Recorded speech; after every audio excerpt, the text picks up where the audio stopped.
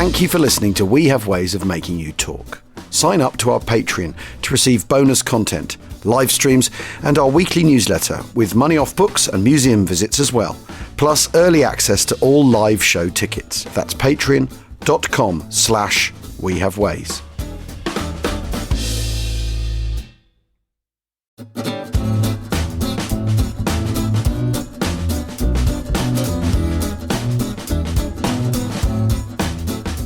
Start the ball rolling with the evolution of the historical picture, of the historiography of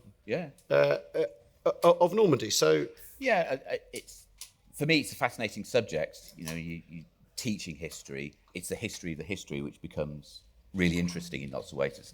So why did it told in the way that it is? Why do they write the histories they do in the 50s, the 60s, 70s and 80s? And there's kind of all these cultural influences shaping it. There's a geopolitical situation, possible confrontation with the Russians and the Cold War, and it shapes the way writers approach the subject. And you get reactions when anybody ever writes something, and it seems to be the orthodox, convincing view of something. Immediately people go away and say, I don't agree with that, and I want to react against it. And you get that, I think, in the 50s and the 60s. There was very much this idea that the 21st Army Group, and it did really well, it all gone fantastically well, and Monty's line, never made any mistakes, it was all perfectly according to plan. And then all these other people in the background saying, well, I'm not sure about that. And by the 70s and the 80s, you got people reacting to it, saying, actually, the German approach was tactically more flexible, the Allies struggled, they had all this overwhelming weight of firepower and resources, and they still took a long time to get the job done, and then they let the Germans get away. You know, they could have done it more emphatically. And then by the 90s, people, which I was starting to get interested in this subject a lot more, and others like Terry Cobb and Stephen Hart and David French and so on, started to react against that and say, I'm not buying that. And so then you had about 15, 20 years of people being more proactive and saying, well, actually the British Army did pretty well. They developed, they learned, they were flexible. And now, and I say this, I've external a few PhDs over the last 5 or 6 years, and people are now starting to disagree with me, which is, that's not good. I'm not happy about that. But it's good. That's what it's about. Saying the British Army continues to make a lot of mistakes, and maybe it wasn't as good. That's part of it. It's that kind of those waves and changes in attitudes in history. But those attitudes aren't just that they're not unique to the British Army and 21st Army Group. They're also directed at the Americans as well, and the Allies generally, even at the time.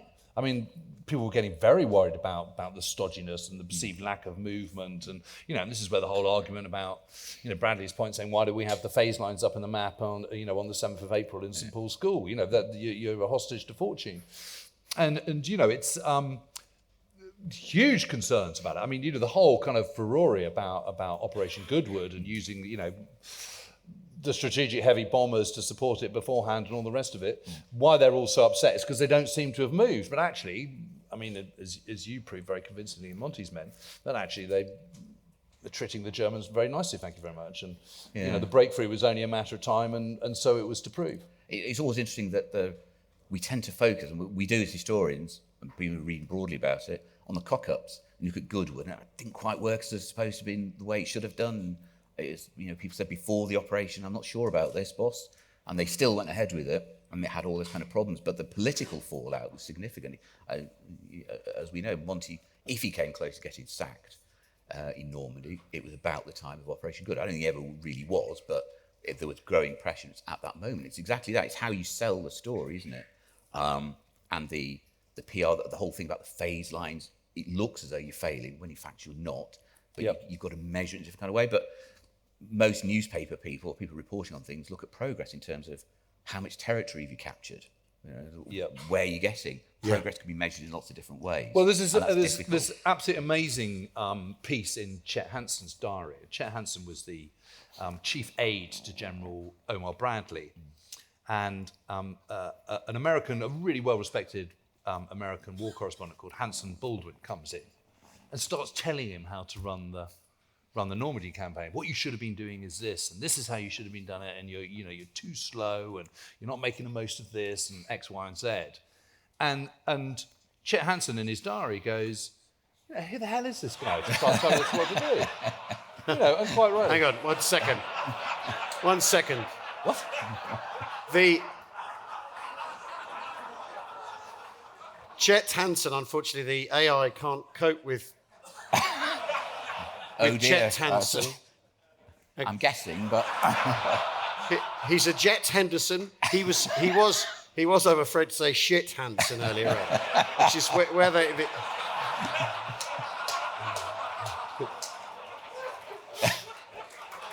What is this new modern contraption? It's called the Swearathon. 2000. I mean, I didn't think Chet Hansen's revelations there were that amusing. Unprompted laughter there. You touched on something though, Jim.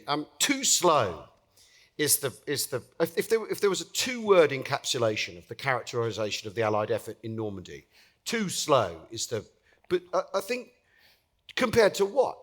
I think this is the central question, isn't it, John? Too slow compared to what? Compared to the fact that V1s are landing on London. Well, there's great pressure, obviously, and what there needs to be seen to be progress. That this is this huge investment, and all these people are becoming casualties, being killed, and you're getting a return. You've got to be seen to be. Partly as well, before the landings, there was always a concern they might get stuck, and get bogged down, and it would drag on into the autumn, winter, and then it becomes much easier for the Germans to hold that position. This was all one of the big concerns about the idea that could they have invaded in 1943? Somebody could have landed because it would have been an easier option in some ways, but then they'll get stuck because they don't have the resources to follow up. So it's how you manage the entire theatre from the start of the landings all the way through to reaching your political objective. And where you get those resources, where you get those returns, it doesn't matter as long as ultimately you get to your final objective. But that's easier to know internally. Yeah. Despite all the pressures, then you can sell outside. So the rate of progress is seen as poor compared to presumably the Germans in 1939 and 1441, early 42, and they're sweeping all across Europe and everything. Yeah. It's a very different environment. And of course, once the Germans crack in Normandy, the Allies sweep across northern France and into the Low Countries in a few weeks. And actually go greater distance in a shorter period of time. Yeah, the Germans do in the opposite direction in May 1940. I mean, so it is really, really interesting, isn't it? And they are, I think the Allied war commanders war leaders back in Washington and London are guilty of map watching rather than kind of working out the reality. And one of the things that I think is just extraordinary by this stage of the war is the punishment that Germans' divisions and units, individual units, are taking and still holding a line. So I think today, I think if a battalion, for example, was 30% losses, that would be seen as combat ineffective. Ineffective, and trying to pull it out. I mean, in Italy and Normandy, you've got units which are down to kind of single-figure percentage points. I mean, 10%, 12%, 8%, 8% strength. I mean, just to sort of quickly flip to Italy. I mean, the first Fallschirmjäger division, by the time it arrives on Monte Cassino, is only 2,400 men strong out of 17,000. That's all it's got for a whole division. I mean, it's a total joke that they're still fighting, except it isn't a joke. It's a completely sick joke. But I mean, it's the same in Normandy. These panzer divisions that converge on Caen, for example, sort of towards the end of June. They're just getting attrited all the time before they've had a chance to form up, before they've had a chance to kind of become a cohesive whole, before they've had a chance to kind of recce the land. They're just flung in piecemeal, bit by bit, in penny packets, and they're getting absolutely chewed up. And you see this particularly with something like the Hitler-Jugend division, which arrives, first units coming in overnight on the 6th, 7th of June. And the first time they tried to counterattack, and I think this is such an important point, on that counterattack, the main armoured regiment is in full strength. So it is a full regiment of, let's say 5,500 men, something like that. Because the Hitler-Jugend is a really big division. It's like 20,500 men. And they attack a single Canadian battalion of, let's say, 800 men by the time it's got left out of battle and a few casualties they've already taken. And an entire regiment of Sherman tanks, of Sherbert Fusiliers, let's say 50 odd, and they only managed to push them back 1.5 miles. That is all they get. And admittedly, by sort of second half of the day, Canadian artillery's coming in, offshore naval guns are coming to kick in, and all the rest of it.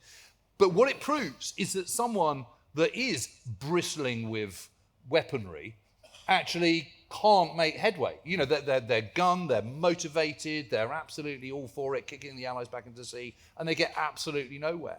And that tells you that actually going on the attack in Normandy, whatever side you're on, is really, really difficult. Because if the Germans are supposed to be so bloody good, can't push a single Canadian battalion and a single tank regiment more than 1.5 miles in one day, that's not a great result, to be honest. It isn't, and it's the fact that you have the Allies generally on the offensive throughout the Northwest European campaign. The Germans are digging into defending as much as they possibly can. It's not easy to defend, but it is easier in those circumstances to hold the line against an attack than it is to mount an offensive yourself. And the Germans repeated, when they try and move forward, they hit all those kind of same difficulties. If you try and advance troops over open ground when the enemy's got large amounts of artillery raining down it, you're not going to get anywhere. All the infantry support gets stripped away, the soft-skin vehicles and the half-track all get mangled and destroyed. So you have a few tanks that get there, and then they get picked off from the flanks and so on. So it doesn't get you anywhere. And solving that problem is phenomenally difficult, and no army really solves that completely during the Second World War. The Allies get closer as they start to have armoured personnel carriers of kind, keeping the infantry forward with the tanks as they advance behind a rolling artillery barrage. But it doesn't matter how many times, we were discussing this before, how many times you tell soldiers the best place to be on a battlefield as you're advancing is just behind the artillery barrage. Lean into it as close as you possibly can. Okay, a few of you might become casualties from short falling shells. That's not a good sales pitch. But if you fall too far behind, you'll get cut to pieces by the Germans as they react and recover from the artillery bombardment, because artillery against defensive position doesn't really inflict that many casualties. It's a suppressing weapon. I mean, and it's not until later in the war where the proximity fuse is introduced, and you can actually use artillery effectively against men in dug-in positions, isn't it? Yes. That's one of the later game changers, certainly the Americans' experience. I mean, in a way, the selling it to the ordinary soldier is the other big aspect of this of the question of fighting in Normandy. So we've done the phase lines and the big pictures and the political sort of to and fro. If you are the bloke in the Duke of Cornwall light infantry and you're dug in a wood, and you've been living outdoors for weeks on end, and you've been we're all going to get eaten by horseflies this weekend, I imagine. It's that sort of living in the countryside. How do you keep people going if attacking is so difficult, and all you're doing is attacking after all? If you're on the British side, how are they selling it to the men, and how are they also progressing the techniques? Because if the army is a learning organisation, it's got to then inculcate the men in the new way of doing things and keep things moving tactically. How are they doing that? I think in terms of how you maintain morale, and Montgomery was really keen on this, as this is critical to how you keep an army functioning. You've got to make the soldiers feel as though it's a professional environment as much as possible, not always achieved in the army in 1944, but generally. But also that they're valued in terms of you get good medical support, so if something goes wrong, you get wounded, you will be looked after, and you've got a good chance of survival. Is there any army to get wounded in 1944, the British or the American armies are the best ones to be. I'm not recommending it, but that's the best way to be. So if you feel that you're going to be valued, that you are going to get rotated out of line from time to time, and you get decent food, a decent environment, some form of links with home, letters and newspapers and all this kind of thing, it feels as though the soldiers then begin to believe this is a professional outfit, we're valued, and we're not going to get frittered and wasted in pointless attacks. So Montgomery was always concerned about how you maintain morale. It's one of his twin pillars. Well, there's the rotating out of the line is really, really interesting, because in Northwest Europe, it's very rare that you're in the front line for more than 4 to 6 days. It's absolutely pretty much tops, and very often it's only 24 hours or 36 hours. Now, that doesn't mean to say you might be longer at the front, but actually the kind of the fighting edge, it's very, very short period of time. Again, compared to Italy, it's much more it's much more rotational, and it is also the long tail of war. This concept of big war, that the support behind you replenishment of kit, of equipment, of ammunition coming up, of food coming up, of fresh supplies of trucks. I mean, I've cited a couple of times this Operation Bluecoat, where the 4th Dorsets are moving forward, and the signals platoon is all the equipment, and the signals platoon commander are in an armoured car. It hits a mine, signals platoon commander gets really badly wounded, all the kit is destroyed. And the platoon sergeant is on a motorbike behind it and just thinks, oh my God, what are we going to do? We're not going to be able to have any comms whatsoever. We're just heading up to the front. We're about to go into battle. This is going to be a complete disaster. 90 minutes later, a new armoured car turns up, full kit, all over. That's why they're winning. And that gives the men a huge amount of confidence that they're being properly supported. And I think that's really, really important, a really key part of it. I mean, I think the other thing, for those of you who don't know, we're all sort of assuming you know how the Normandy campaign plays out. But basically, to cut a long story short, D-Day, 6th of June, they create a bridgehead. They all join up by the 13th of June, I think it is, or maybe it's the 12th. Then there's a kind of sort of sticky period where they're all kind of, waiting for supplies to come up, trying to sort of maneuver. Germans are counterattacking by sending these 10 mobile divisions, which are by far and away the best that the Germans have in terms of equipment and training. They're all German troops rather than troops in German uniform. Most of the crust static divisions that the Germans have are just sort of melted or been absorbed into these newly arriving Panzer divisions and Panzer Grenadier divisions.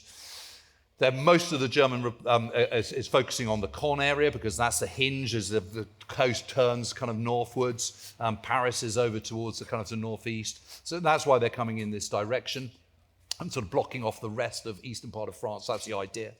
And then there's a great storm of the 19th to 21st of June, which holds up the Allies supplying.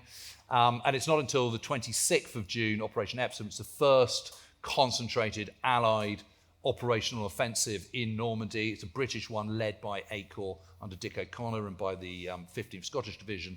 And they actually they confront these panzer divisions as they're coming in. They make decent headway, get across the River Odon. Then it gets a bit more sticky. They get around Caen. Eventually, Caen falls on the 9th of July, I think it is.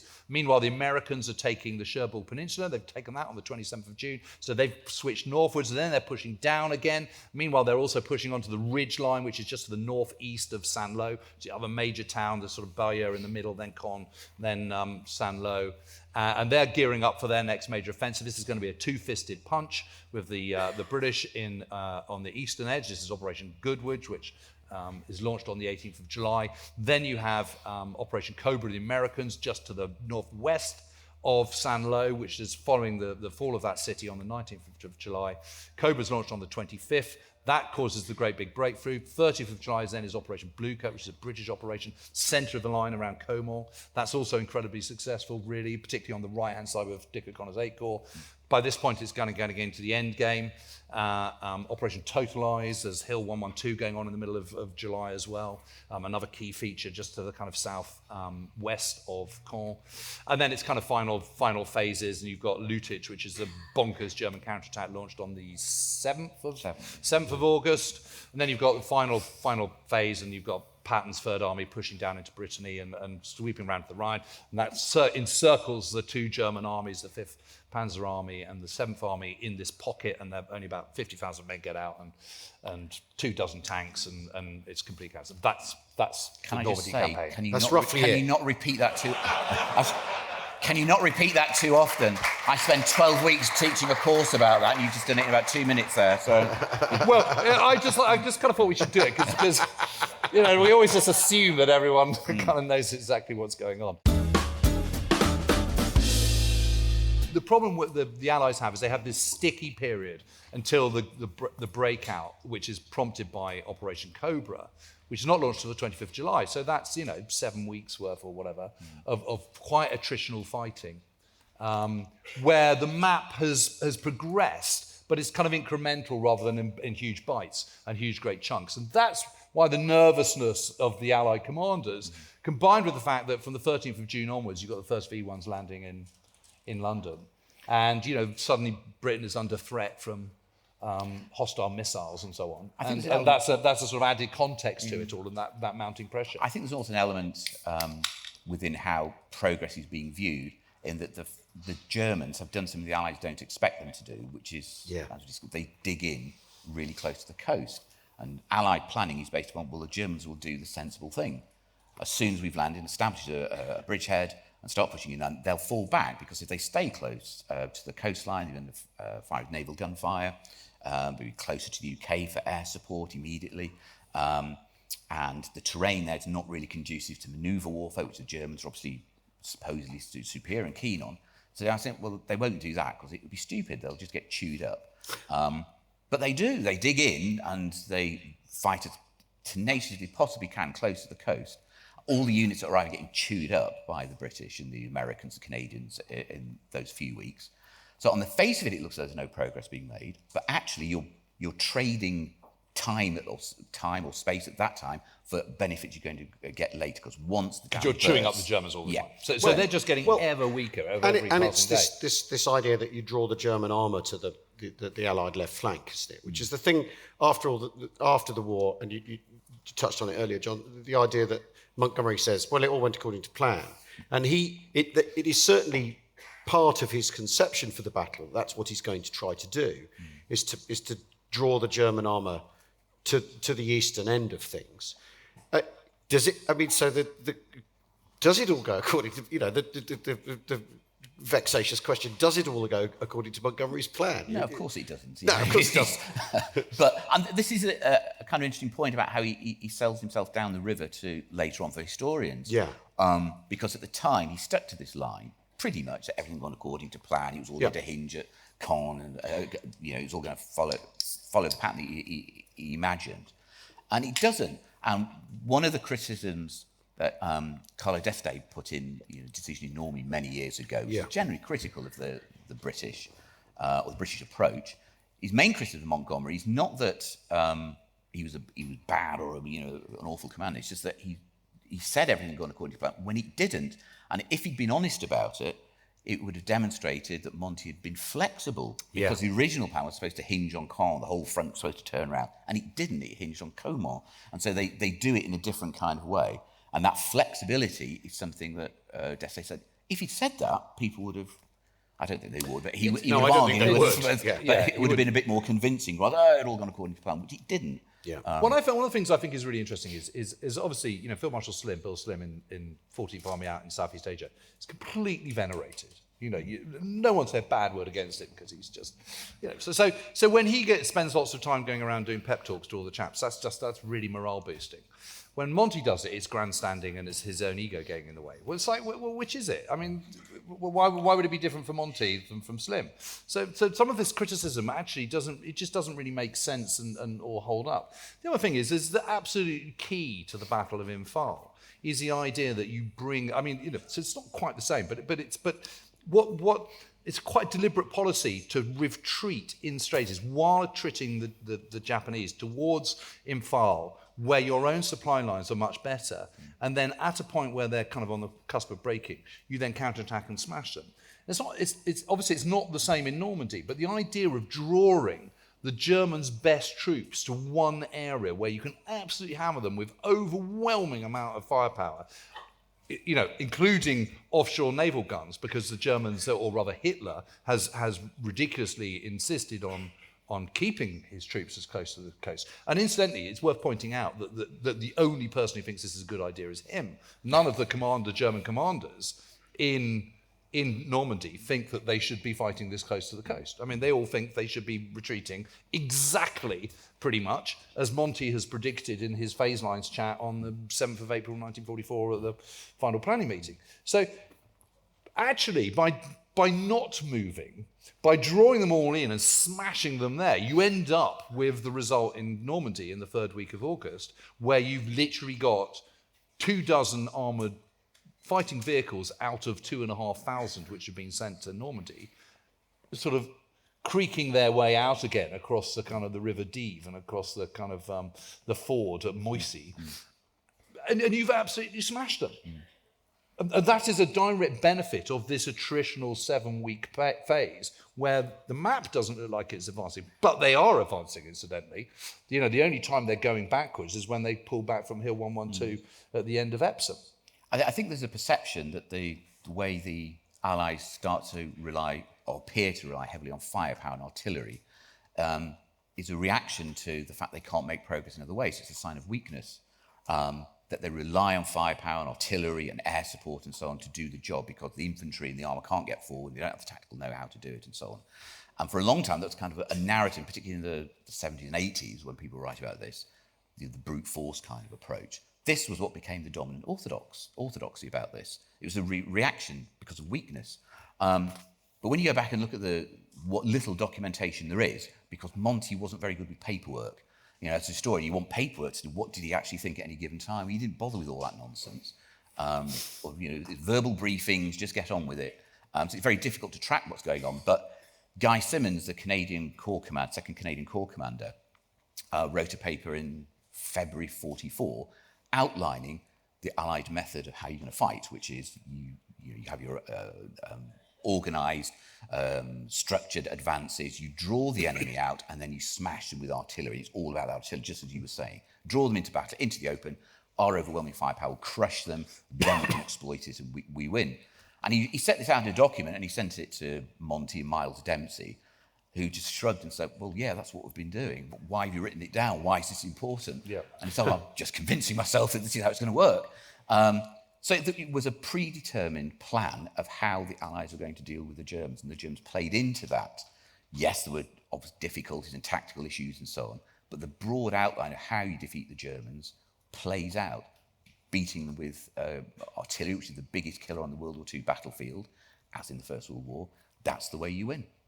Yeah, and I mean, I think it's just really, really worth kind of stressing that if you're an infantryman, whether you're German or Canadian or American or British or Polish or whatever, it's just such a tough gig in Normandy, or just Second World War generally. But let's just take, we're talking about Normandy, so stick with Normandy. I mean, how it works is that, you have the battalion is attacking, 2 companies up front, 2 in reserve, 1 in reserve, whatever. And then you'd have 2 platoons up front, 1 in reserve out of your 3 platoons in your company. Of those platoons, you'd have 1 section up front. So it's all about who's up front. And what you find is that the actual spearhead, the people that are actually leading the charge, so to speak, are very, very few in number. And a section of 10 men, very, very easily in Operation Epsom, as you're going over these kind of undulating, wide, open fields of Normandy, the Normandy countryside, to the kind of to the west of Caen. Yeah, a mortar shell comes in. That's 2 dead, 3 wounded. That's half your, just like that. One attack. Shells start coming in. What are you going to do? You're going to hit the deck, aren't you? And it doesn't matter how well trained you are, or how well motivated you are. If you're out in the open and there's lots of fire hurtling around, that's a really difficult place to keep going forward. It just is. The American problems they have in the Bocage is absolutely enormous, because you've got this, you want to be operating with armour tanks, Sherman tanks and Stuart tanks to support you, hosing the hedgerows on the far side where the Germans are with their machine guns, and the field beyond where the Germans are with their mortars. And they can't get through the hedgerows because you've got this mound before the hedgerow actually grows up. And so the infantry are having to do it, and having to kind of sort of inch their way around the edges. And it's absolutely lethal. And so it's a wonder that they're making any progress at all. And, to put this in some perspective, the 4th Infantry Division, which kind of, on D-Day, I think they suffered kind of 45 dead and, 97 injured or something. I mean, like negligible amount of casualties for an amphibious invasion. Within 2 weeks, they've suffered 100% casualties of their fighting units. Yes, the 15th Scottish Infantry Division have the same kind of experience. When they go into battle, they rapidly, in Epsom and so on, they fight consistently throughout the Normandy campaign. They rack up casualties, and the front line. And the other thing, of course, to remember, although an infantry division appears to be 18,000 troops and so on, the actual people at the sharp end, as you're saying, it's a tiny amount. And so the people who are getting killed and becoming casualties are only one tiny fraction of the army. The worst thing to be in, to be in a rifle company is the worst job in the British Army in the Second World War. But it's only about 14-15% of Second Army. Yes, but all those casualties, 75, that sounds ominous, doesn't it? Oh, the Cyber Merlin. 75% of your casualties fall on the riflemen, and they're the ones having to push the attack at any given time. So the intensity of the casualties falling on a very small part of the army really start to create a problem. And how you solve the difficulty getting through difficult terrain in that environment It's something they try and solve, they get better at it, but the technical problems against it make it phenomenally difficult. You're going to suffer casualties. There's just nothing you can do about it. And this is for both sides. So the Germans, the moment they start to attack, as we were discussing with the 12th SS, and anytime they try and counterattack, they have exactly the same problems. They just, they get absolutely hammered. Across open ground. There is no, this is where the fragility of the human body and the advancements in firepower are such that there's this terrible imbalance, and yet you have to have soldiers actually taking ground. There's no other way around it. And obviously the Allies kind of sort things out by the end of the war, as you're saying, with the armoured personnel carriers and all the rest of it. But it's it's an ongoing problem. And faint nervousness that the Spitfires arrived too early. Certainly sounds like one. It's a Mustang. Oh, well. Maybe he's... no, Spitfire came over yesterday, so this is Mustang doing his recce for this afternoon. The Americans arriving early, that's improbable.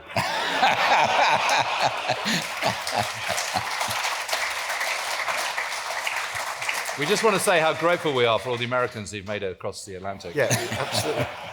Attacking is hard, is the thing. I mean, this has been a refrain of yours for a long time, James, that it really is very, very challenging going forward. At what point? At what point do you think the Allies are thinking? Well, is there a moment where we are stuck, and that attriting is our only option, or is it that there's always going to be a moment? Because after all, the assault phase, it normally turns into an endless assault phase rather than a great breakout or a great swan. And when it does, the great swan happens because the Germans are running away. They're not putting up a fight, are they? But is there a moment where the thought is, we aren't getting anywhere? There is, and senior commanders, and when with the reporting after the war, the guy who wrote The War in the West, who died in the... Chester Wilmot, thank you. Senior moment there. He was there and about at the time. He records in the book that there was a sense of nervousness about the inability of senior commanders to get the troops to move forward fast enough, and they're starting to panic. That there is a sense of this is a growing problem. Right. Monty not so much, but then you don't know, because Monty always said everything's going according to plan, don't worry. He exuded confidence, which is part of his persona. This is how he wanted to function, this idea of everything's going according to plan, everything's under control, don't worry about anything. So it's difficult to unpick what's going on inside in Monty's mind. Terrifying thought that would be. But don't try. So there is and that's why the pressure grows, particularly after Operation Goodwood. Eisenhower's famous thing about 1,000 tons of bombs for a mile or something, or the distance is going to, he said, I can't afford that. The pressure grows. Tedder is whispering in Eisenhower's ear, get rid of Monty, but he's been saying that for ages, because they've fallen out. And there is this move at that time, and Monty for once bends to this idea, I've got to be nice to people, and he agrees to meeting people at his HQ and talking them around. Oh, don't worry about it, it's all good. Because normally he doesn't want anybody visiting him at HQ, he really finds it intrusive. But he recognised that this is a moment of difficulty, so he needs to manage the situation. So there is a perception about progress being made, and it's just fortunate. Well, it's not fortunate. It's the trade-off is a few days later, it really does start to happen. Yeah. And then first with Cobra, but then also with Bluecoat. But there is a difficult moment. This could be getting stuck. And has that worked? So that's at the top end, but has that worked its way down to the bottom? Our battalion commanders thinking, we're stuck. You know what I mean? Is it because so much of the way the battle gets discussed is via the machinations at the top, and the political spill of it and the political pressure. But if you're further down the food chain, are you thinking that, or are you thinking it's just another day? Division on Hill 112 in July, you're not feeling particularly pleased with life. No. And the fact that you do get that spike in battle exhaustion. Well, that's the question, because there is a morale moment, isn't there, where there is a spike and in sickness and all that sort of stuff. It's difficult to get into that with any surety, because different units recorded their battle exhaustion figures in different ways. Yeah. Some MOs would instantly send you back to the exhaustion centre to try and get you fortified and built up again. Others say you're malingering, get back into the front line. Yeah. And so different units react in different ways. People at the top who were looking at these battle exhaustion figures, at first they laid down what they thought was clear guidance. And then in the first couple of weeks of the campaign, all these people started coming back claiming to be suffering from, not claiming, probably were suffering from battle exhaustion. And so the senior commanders, medical officers said, no, stick to the rules. You're being too lenient. So suddenly you get a falling off in battle exhaustion figures for some reason. And then it starts to grow again. Well, and the manifestations of the exhaustion chase the chase the symptoms. Yes. So if hysterical blindness is seen as one of the symptoms, then people will have hysterical blindness. And if it's something else, delusions, then and the people's manifestations of it chase the definition. Yeah. Which of course, you tighten the rules up, it'll go away, and vice versa. But everyone is absolutely exhausted. I mean, it's such hard work. I mean, if you're in a tank, you're kind of on the go all the time. You're getting maybe, at night, you're probably only getting 3 or 4 hours sleep if you're lucky. So the rest you're surviving on cat naps. Ditto with the infantry, really. You're just, the Americans up on the ridgeline northeast of San Lo, they're in foxholes and trenches on a hill. Supplies quite tricky. They're coming up, but it's all quite. It's all pretty grim. Those kind of further to the west, pushing southwards from the Cherbourg Peninsula. 90th Division has a terrible time of it with its command, and turns itself into a very, very fine infantry division indeed, but has a really terrible time to start off with. And again, problems of morale. From a German point of view, I think it's really worth pointing out that it's even worse because all their supplies have to come up at night. And in the middle of summer, you've got very short nights. Yeah. But because the Allies have got this overwhelming superiority. And there's no such thing as battle exhaustion in the German army anyway. No, it's not recognised. You have to have a physical medical condition to get you out of line. And German medical officers did do that. The battle exhaustion clearly or equivalent, but we'll say you've got something else wrong which would get you out of the line. But it's not a good way of managing a situation. And even these elite divisions, I mean, the food supplies are not very good from the German point of view. They're just short of absolutely everything. They're starting to get a little bit kind of wary of using their own artillery because the counter battery fire from the Allies is so good that they're then being hit, so they're using it very sparingly. So the infantry, the grenadiers at the front in their foxholes are starting to grumble and get pretty hacked off because they don't feel they're being supported. They're just being shelled all day, every single day, and including a lot of the campaign by offshore naval guns, which are just booming relentlessly from out at sea. And really, really unbelievably tough and difficult, and they're all filthy and hardly getting any replacements. I think Rommel, by the second week of July, I think he's had something like 10,000 replacements, and lost 100,000. It's when you see those pictures of German soldiers in Normandy and they all look incredibly young because, a lot of them are 16, 17, 18. And the one thing that annoys me about feature film depictions of Normandy and fighting in Northwest Europe is that they always show the soldiers being much older than historically they would have been. People are a bit uncomfortable with the fact that there are 17, 18 and 19-year-olds who are doing all the fighting for them. And although, there's Paul Hardcastle said the average age of combat soldier is 26. He was actually a lot younger. A 19 reference there. Obviously fell on deaf ears, but never mind. I got it. I understood that reference. But the average age was a lot younger, and depictions of that, it brings it home. It's much more stark when you see the faces, and the German soldiers in particular, leaving aside all the political stuff, but a lot of them are kids, they're children. And then you start to think, well, this is really this is what's going on. Well, Panzer Mayer's memoir, Grenadiers, has to be taken with a large pinch of salt, but his description of his men, they came here 3 weeks ago, full of vigour and vim and excitement for battle, and now look at them, their eyes hollow in their skulls, all this kind of stuff. I mean, it's all pretty over the top. It's sweets rather than cigarettes for some of those German units, just because they're so young. Seriously. It's terrifying. Really, it's terrifying. Well, thanks everyone for joining us for this first talk.